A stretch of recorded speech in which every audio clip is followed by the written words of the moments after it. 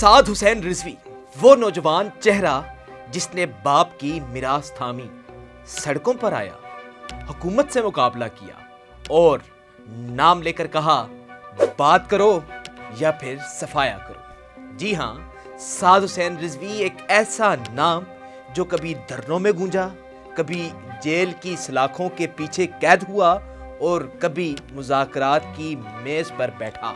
خادم حسین رضوی کے جانے کے بعد تحریک لبیک پاکستان کا مستقبل ایک سوال بن گیا اور اس کا جواب بنے سعد حسین رضوی۔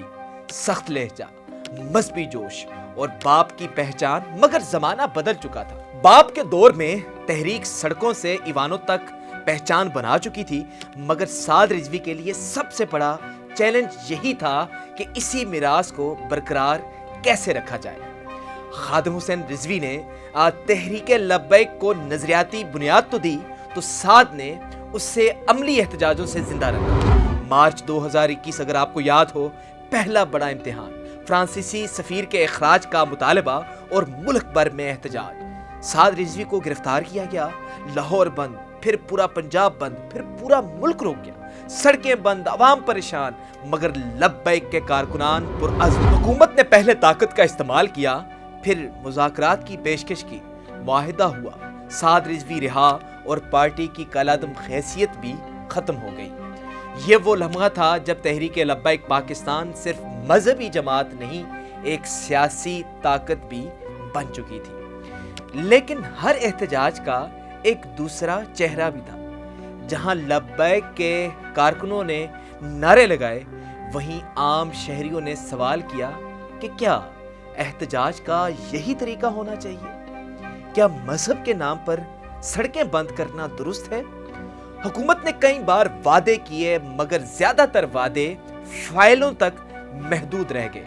2018 کا آپ کو یاد ہو، 2021 اور 2024 تین بڑے دھرنے، تین بڑے مذاکرات اور ہر بار ایک نیا معاہدہ۔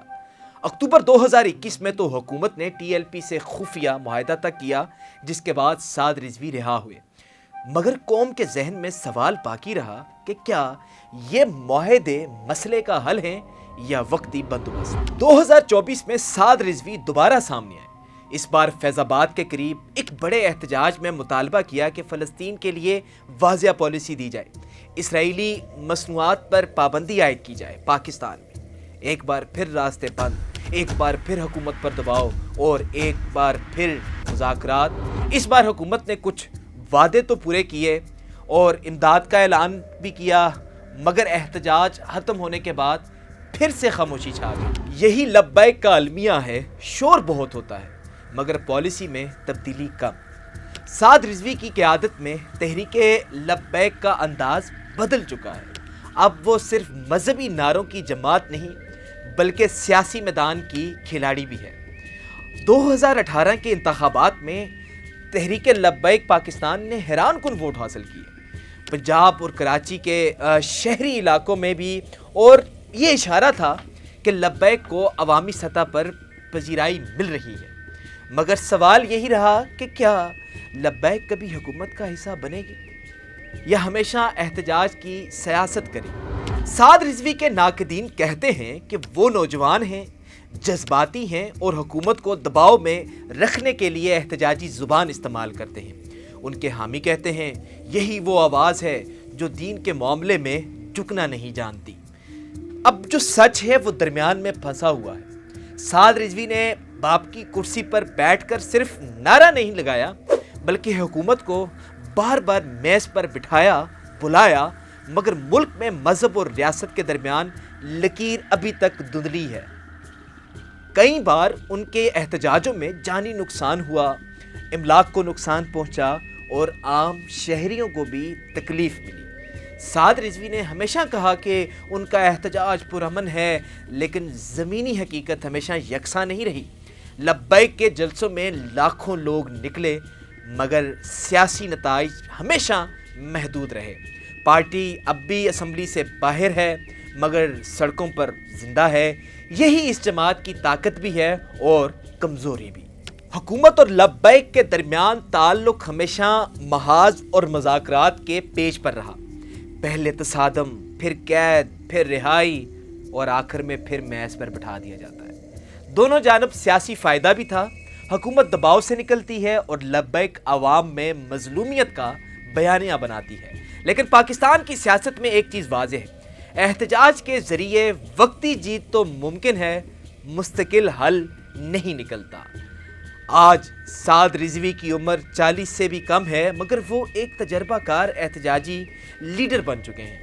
ان کی جماعت اب بھی متحرک ہے، جلسے، ریلیاں، خطابات، مگر سیاسی سمت اب بھی غیر واضح ہے۔ وہ کہتے ہیں ہم قانون کے دائرے میں رہ کر بات کرتے ہیں، مگر اکثر ان کے جلسے حکومت کے لیے چیلنج بن جاتے ہیں۔ یہی تضاد ان کی تحریک کی اصل پہچان ہے۔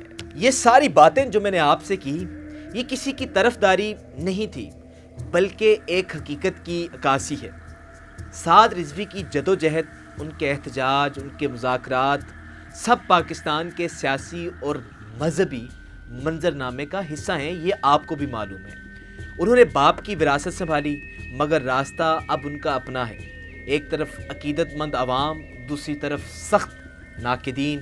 ان کے لیے یہ سفر صرف سیاست نہیں، ایک آزمائش بھی رہی ہے اور ابھی بھی ہے۔ سوال پھر وہی ہے، کیا سعد رضوی پاکستان میں مذہبی سیاست کو ایک نئی سمت دیں گے، یا وہ بھی تاریخ کا ایک باب بن کر رہ جائیں گے؟